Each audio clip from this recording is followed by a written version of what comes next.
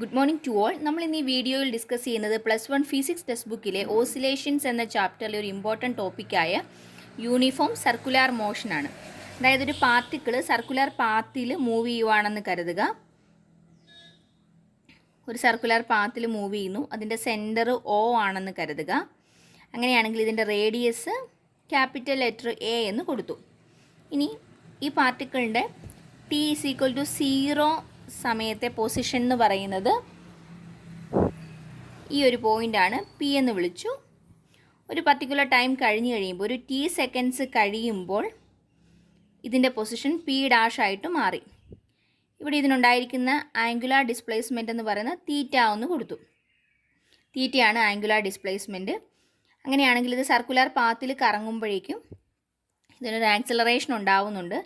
ആ ആക്സിലറേഷൻ എന്ന് പറയുന്നത് എങ്ങോട്ട് ആക്ട് ചെയ്യും? അതിൻ്റെ സെൻറ്ററിലേക്ക് ആക്ട് ചെയ്യും. സോ അതിൻ്റെ ആക്സിലറേഷൻ ആക്ട് ചെയ്യുന്നത് സെൻറ്ററിലേക്കായിരിക്കും. അതിന് നമ്മൾ A എന്ന് കൊടുത്തു. അപ്പോൾ ഇവിടെ നോക്കുക, ഈ A എന്ന് പറയുന്ന ആക്സിലറേഷൻ ഇവിടെ ഒരു ആംഗിൾ ഫോം ചെയ്യിക്കുന്നുണ്ട് തീറ്റ. നമ്മൾ പറഞ്ഞു ഇത് ആംഗുലാർ ഡിസ്പ്ലേസ്മെൻ്റ് ആണെന്ന് പറഞ്ഞു. അങ്ങനെയാണെങ്കിൽ ഇതൊരു വെക്റ്റർ ക്വാണ്ടിറ്റിയാണ്. ആക്സിലറേഷൻ ഒരു വെക്റ്റർ ക്വാണ്ടിറ്റിയാണ്. അതിനെ രണ്ടായിട്ട് റിസോൾവ് ചെയ്യാം. ഒന്ന് വെർട്ടിക്കലായിട്ടും ഒന്ന് ഹൊറിസോണ്ടലായിട്ടും. അതിനെ നമ്മൾ രണ്ടായിട്ട് റിസോൾവ് ചെയ്തു. ഈ ആംഗിൾ തീറ്റ ആണെങ്കിൽ ഈ ആംഗിളും തീറ്റ തന്നെ ആയിരിക്കും. ഇനി നമുക്ക് നോക്കാം, ഇവിടുത്തെ ആംഗുലാർ ഡിസ്പ്ലേസ്മെൻ്റ് ആണ് തീറ്റ എന്ന് വിളിച്ചിരിക്കുന്നത്. സോ ആംഗുലാർ വെലോസിറ്റിയുടെ ഇക്വേഷൻ എന്തായിരിക്കും? ω=θ/t എന്ന് കൊടുക്കാം. അതിൽ നിന്നും θ=ωt എന്ന് കിട്ടി. ഇനി നമ്മൾ നോക്കുന്നത്, ഇവിടെ ഒരു ആക്സിലറേഷൻ ഉണ്ടെന്ന് പറഞ്ഞു, അത് സെൻറ്ററിലേക്ക് ആക്ട് ചെയ്യുകയാണെന്ന് പറഞ്ഞു. സെൻറ്ററിലേക്ക് ആക്ട് ചെയ്യുന്ന ആ ആക്സിലറേഷൻ്റെ ഇക്വേഷൻ A=r⍵² എന്ന് ഓൾറെഡി നിങ്ങൾ പഠിച്ചിട്ടുള്ളതാണ്. ഈ ആറിൻ്റെ സ്ഥാനത്ത് എന്ത് വരും? R എന്ന് പറയുന്ന റേഡിയസ് ആണ്. ഈ ഒരു കേസിലെ റേഡിയസ് ക്യാപിറ്റൽ ലെറ്റർ A വെച്ചാണ് റെപ്രസെൻറ്റ് ചെയ്തേക്കുന്നത്. സോ ഇതിനെ നമുക്ക് A⍵² എന്ന് കൊടുക്കാം. അപ്പോൾ ആക്സിലറേഷനുള്ള ഇക്വേഷൻ കിട്ടി, A⍵². അതിന് ഇക്വേഷൻ നമ്പർ 1 എന്ന് വിളിച്ചു.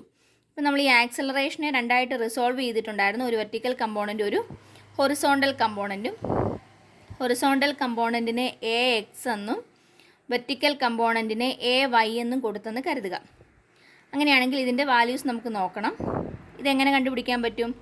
AX എന്ന് പറയുന്നത് എന്താണ്? ആംഗിളിനോട് ചേർന്ന് കിടക്കുന്ന കമ്പോണൻ്റ് ആണ്. സോ ഇതിനെ നമുക്ക് എന്ത് കൊടുക്കാം? AX = A cos θ എന്ന് കൊടുക്കാം.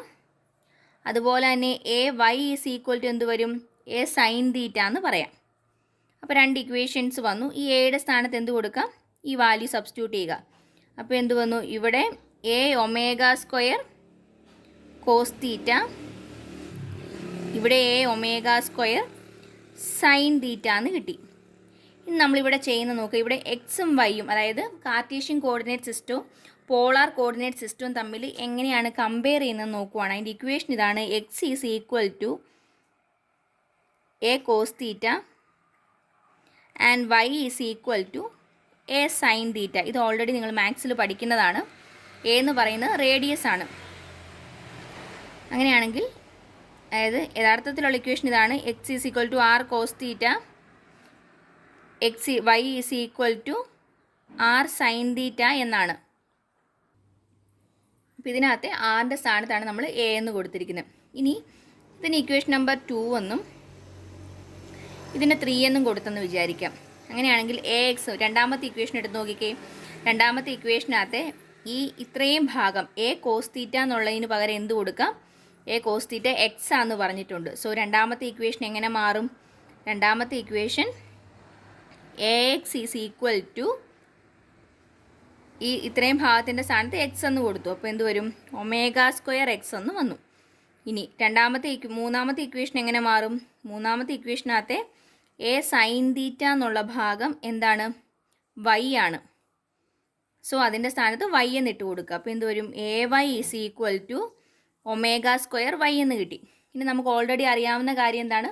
ഇത് സെൻറ്ററിലേക്ക് ആക്ട് ചെയ്യുവാണെന്ന് പറഞ്ഞു. അങ്ങനെയാണെങ്കിൽ ഇക്വേഷനകത്ത് എന്ത് വരും?